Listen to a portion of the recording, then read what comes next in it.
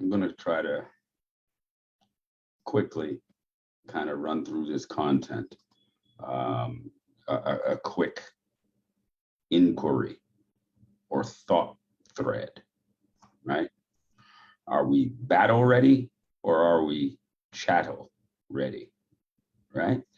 And so what brings this thought into mind? I hear a lot of bravado, from everyone in this nation. I hear bravado. We'll go to war, we'll fight, we'll do all these different things, right? And appreciate it. I'm not diminishing anybody and what it is that they're saying that their plan is. I'm taking it for face value. If you say that you're ready to go to war, I assume that you are. And that, in my mind, would kind of place you in a position as like a general, right? And the general has to factor a few different things before any engagement, right? First, there is the potential to win or lose, right? It exists on the scale of that engagement. There is the potential to win and the potential to lose. What is certain is in any engagement, there will be casualties, there will be losses, there will be the need for health care, right? To take care of those who have fought with and for you, right? So, yesterday I made a video and I posed a question. I didn't ask for an answer. It is something that I've seen repeated many times. I've asked the question, what was the lesson learned in Tulsa, right? What was the lesson learned in Tulsa, Oklahoma for Black people? And most commonly, when you ask this question, the most revolutionary of us would come back and say, we needed an army. We needed to be able to protect or defend our things. And again, I'm not diminishing the intelligence of that. I'm not diminishing those who would come to the conclusion that what we needed in Tulsa was a military presence, the ability to defend and keep what was ours. But that's only one part of it. That's only one part of it. That's not the true answer. That is not the true answer. Again, any general going into any engagement has to consider a scale of potentialities. There is a potential that they could win. There is a potential that they could lose. Each general going into an engagement must consider, what does a win look like? And what does a loss look like, right? Each of these things have to be considered by way of any general going into any engagement. Furthermore, the elements associated with a win or a loss for any engagement are contingent upon the ability to sustain the battle, right? The ability to sustain the battle are the ingredients that cause success or failure in any engagement. So when I hear mine speak to, in Tulsa, the lesson learned and what we should have extracted was that we needed an army, that we needed a military presence and the ability to be able to defend our properties and what we own. I absolutely agree. However, again, as I say, that is only one element of it. It's almost childlike to say we need an army, because before you can have an army, you must certainly be able to feed that army. You must certainly be able to hydrate that army. You certainly must be able to care for the injured and the dying relative to an engagement. You certainly need to be able to house the army, right? So when I hear mine speak to, well, we're gonna fight, we're gonna fight and we're gonna die.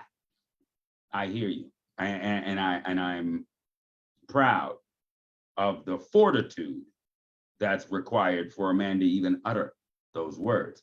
But my challenge to you is, when you consider fighting, please consider all elements, right? Do you intend for your woman to be on the battlefield with you? Will your children also be on the battlefield? What is the accommodation for those who get injured in battle, those who die in battle? Can you sustain a battle or an engagement while counting on your opposition to provide you water? Can you engage and sustain your engagement while counting on your opposition for ammunition? Is it possible to sustain your army, your engagement, or your battle if you are counting on your opposition for utilities and healthcare and the essential needs? And so the question, battle ready or chattel ready? I suggest that we are in a position where we're mouthing battle ready, but in fact, we're only chattel ready because we have no plan to provide our own water, no plan, no comprehensive plan to provide our own food, our own healthcare, our own security. We have no plan to provide these things for us, but we're mouthing the words, we're ready for battle. You're not ready for battle. Not if your opposition controls your life or death. Your enemy doesn't need to fire a single shot if he controls your water and your food, right? He can starve you out. So battle ready versus chattel ready. Chattel ready says we're ready to accept and be taken care of. We're ready to mouth the revolutionary words. We're ready to light revolutionary scented candles, but we're not actually factoring anything that any revolutionary ever did. We don't do the legwork. We don't actually consider what would be needed. How could we sustain that? So the answer to the question, what was the lesson learned in Tulsa? The answer coming back as a military to protect is again almost an infantile view. Sure, you need a military, but your military needs to be able to count on you for water, needs to be able to count on you for food, needs to be able to count on its body in order to maintain itself. If it must count on the opposition, then that's no army. That's no army. You are not battle ready if you cannot address those very specific essential needs. You're chattel ready. We're not battle ready, we're chattel ready. And we're teaching our children how to be chattel, how to cope under hate, how to cope with apathy and disconnection. This is what we're teaching our children. We're not teaching them to be battle ready. We're teaching them to be chattel ready. And this is an important distinction, I think. And so I just wanted to spend just a couple seconds to drop that thought thread. Are we battle ready or are we chattel ready? And how do you change from one to the other? How do you change from chattel ready to battle ready? And again, I waste time and breath. Frederick Douglass said these things 100 years ago, right? But we didn't read it. Marcus Garvey told you these things. Elijah Muhammad, Noble Drew Ali, Malcolm X, these men said these things. They told you what are those elements. So we've negated everything that those people have said to us. We've negated the teachings of our greatest minds to land on the direction and the conclusions presented to us by the colonizer, right? Which keep him strong, right?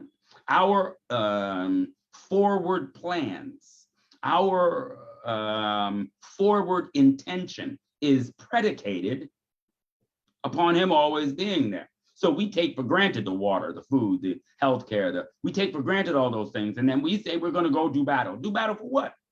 Somebody is already presenting or providing for you everything that you need to survive. What are you battling for? What are you complaining about? What are you complaining about? Right? If somebody else is controlling for you all of your essential needs, what more do you want? Let me bring it home a little bit. You have a child. That child is in your house. They are under your charge. You control for them their food, their clothing, their shelter, their water, their healthcare, their sanitation, their education. You control all of the essential needs for that child. Now, this is your child, right? You're going to go and enjoy life. You're going to do different things together. You're going to, right? You're going to try to impart wisdom to your child, all of these different things, right? But what happens if your child says to you, wait a minute, I've just become vegan. And the fact that you ain't buying food from my palate is unfair. Wait a minute now. I respect your vegan perspective. I respect the fact that my child says, yo, I'm vegan now. What I pause at is that child then turning to me, telling me, and you're wrong for not shopping to accommodate the change that I just made. No, you can't really do that, right? You can't really do that. So the answer will always come back, well, shop for yourself, right? That's the responsible answer there. Well, then if you become vegan or if your diet has changed, right, then you shop for yourself. So I make that a micro analogy, but on the macro, here you sit in America. They provide for you your food, your clothing, your shelter, your water, your healthcare, your sanitation, your education, your utilities, and all of these different things. Exactly what are you complaining about? The way that they provide them to you? They don't smile enough as they're providing them to you? What exactly are you complaining about? And especially if you are taking absolutely no hand to diminish your dependency upon them, what are you complaining about, right? So again, I just swing right back to that same question. Are we battle ready or are we chattel ready, right? Because in order to be battle ready, you certainly have to control those elements that keep you alive in order to be able to battle into tomorrow, right? If you don't control those elements that keep you alive in order to be able to battle into the next day, then you're not battle ready. You're chattel ready. You're counting on elements being there, and you don't consider for a second controlling them for yourself. That's not battle ready. That's chattel ready, right? I just thought it was important to kind of make that distinction and talk through that. Again, inject that thought thread into the ethos. Are we battle ready or are we chattel ready? All right, peace.